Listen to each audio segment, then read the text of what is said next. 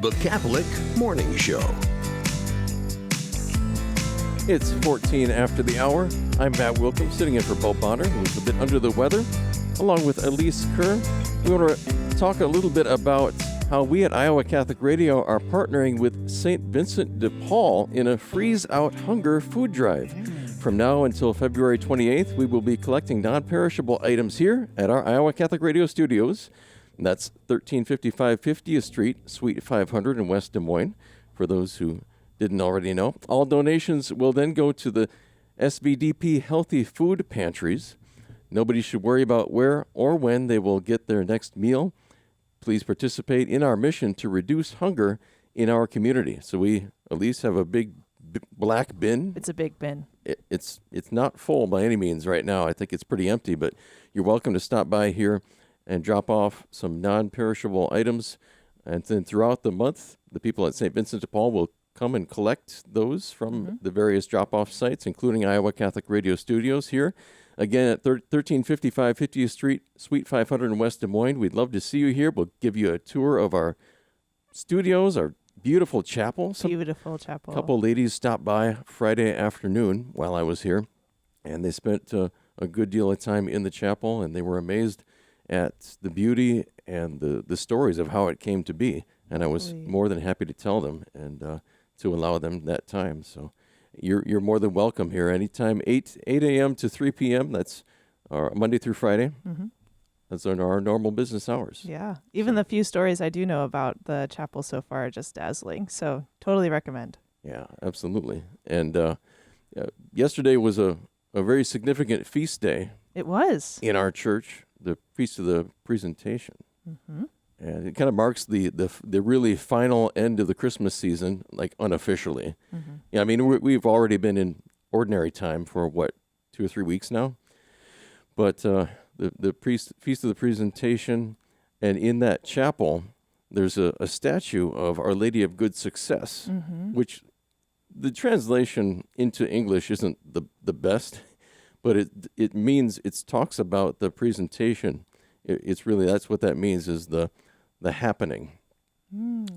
I think in Spanish, the suceso, or maybe I'm thinking of Italian, but it's very similar to the Spanish. But I just love that statue. So we in our Iowa Catholic Radio Network studio chapel of St. Gabriel, we have this beautiful statue of Our Lady of Good Success, who we invoke after every Mass here. And if you want more information about that apparition, that sort of... it was in Ecuador or Peru? Somewhere in South America. Yeah, it was in Ecuador, I believe. Yeah. Beautiful. Yeah. So check it out. It's a really neat devotion. But yesterday, I also decided to cook something unique, as I like to do when we have some special feast days. So I made lamb. Really? But a certain part of the lamb. Okay. The tongue. You did? Yes. Please tell me how that was. I must know. Yeah, so it was really tasty. Really? And there may be a rim shot here at the end.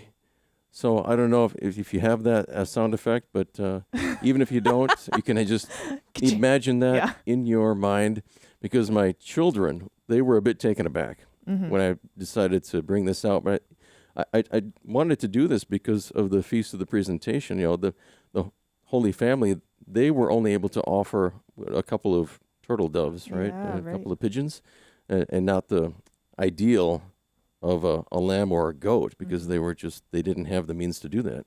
But so I wanted to make some lamb yesterday, and so I made it in a really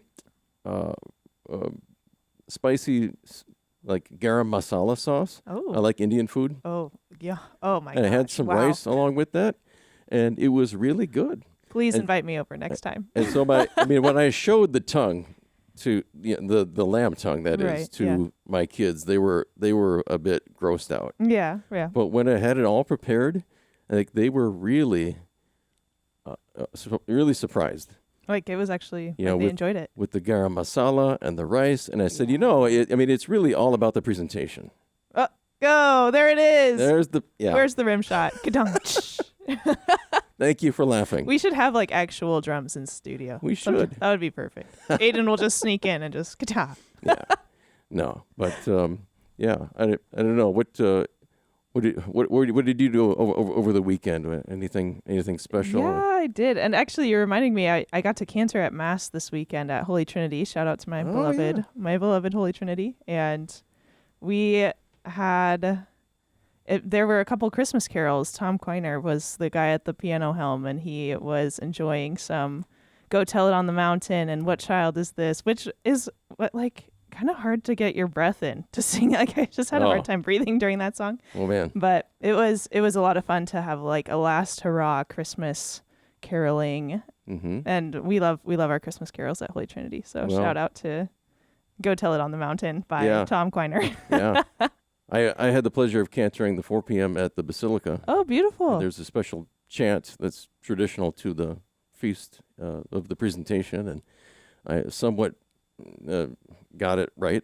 Well done. It was one of those things where I was like, I should know this already, but I didn't. I'd never sung it before. Yeah. But a lot of people were saying they didn't even know that the blessing of the candles was a thing. Like one woman who like went to Catholic boarding school and Catholic anything, and she was like, I've never heard of this before. Yeah. And it was cool. Another pleasant surprise we have here in studio, Executive Director Deacon Mark Campbell, back from vacation. Vacation. You're here. Well, I don't know if it's a pleasant surprise for the listeners, but no, it's been a good little time away with the family.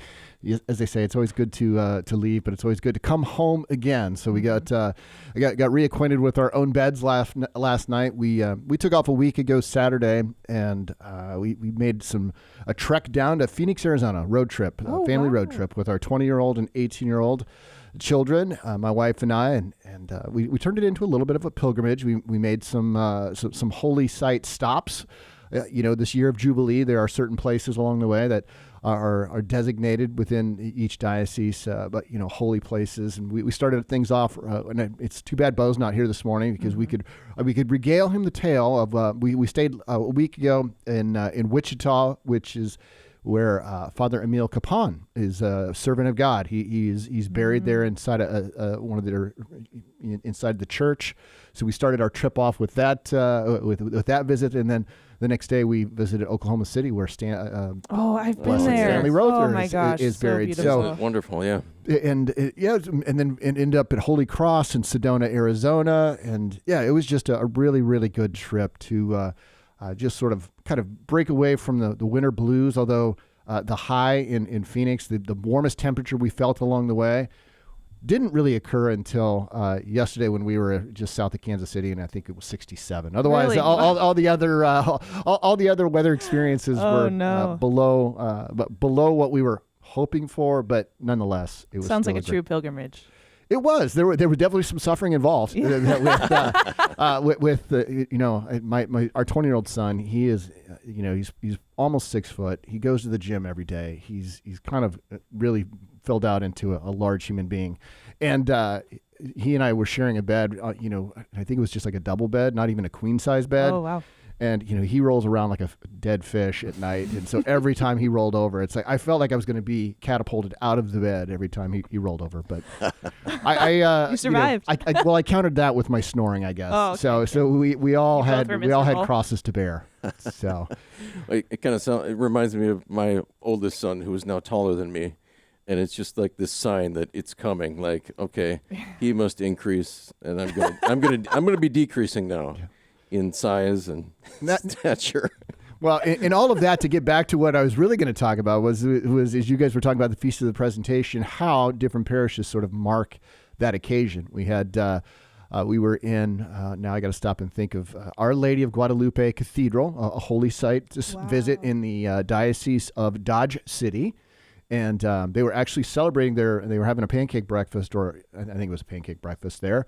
But it was the anniversary of the bishop's 14th anniversary of being ordained a bishop for that diocese. So double the fun there. But they have scouts are still active in that diocese, and the scouts were involved in the mass in a variety of different ways. including they processed in the entire troop, if you will, processed in with candles at the start of Mass instead of the entire congregation having masses. The troops just did that in, I guess, symbolizing the entire parish. So it was just a beautiful. The young priest there. Gosh, I'm going to share this real quick because and I have to go back and look, but the priest that celebrated Mass, very young, very charismatic, if you will, and had a beautiful voice. He chanted many of the Mass parts. Juxtapose that with and I butchered that word, but the priest that celebrated, no offense to the aged, but I mean, if he was anything less than 100, I don't know how old he was, but bless his very reverent heart. Even I think he must be suffering from some Parkinson's or something. The moment when the celebrating priest stepped back and allowed him to step in and do the Eucharistic prayer, to watch this sort of young man, older gentleman sort of transition, the place just fell silent as the priest, took his part of the Eucharistic prayer. And it was just so beautiful on this Feast of the Presentation, right, where we were beholding in persona Christe, the priest celebrating the Mass, the consecration where, we all get to cry out in that moment with Simeon, behold, right, it is our Lord, the light of the nations. And it was just a beautiful way to sort of like launch us on our last trek home yesterday. On the Feast of the Presentation, which doesn't always fall on a Sunday, but in this year of hope, this Jubilee year of hope, there it was for us to take in all its beauty. So wow, that's fantastic. I'm glad you had such a great opportunity to kind of unplug, and we all need that. I only checked email once a day, so that was only once a day. Yeah, that's pretty good. That was difficult. There was a situation that kind of came up that I was tempted to engage in, but I said, Lord, into your hands, I commend this situation. It'll be there on Monday when I get back to work. It can wait. It can wait. Absolutely. Well, that's fantastic. Well, I'm so glad that you popped in here and were able to tell us about all of these great things, especially regarding these shrines and the Jubilee of Hope, the cathedral there in Kansas. And we as Catholics, wherever we travel, we can always engage our faith. It doesn't have to be just a vacation. We don't have to be just tourists. We can be pilgrims at any time. Absolutely. And that's your trip is just a great example of that. So thanks for joining us here in studio. We're going to take a quick break, reset, come back with Elise, more of the news, sports, weather, and the payoff for the saint of the day. That's all next coming up on the Catholic Morning Show.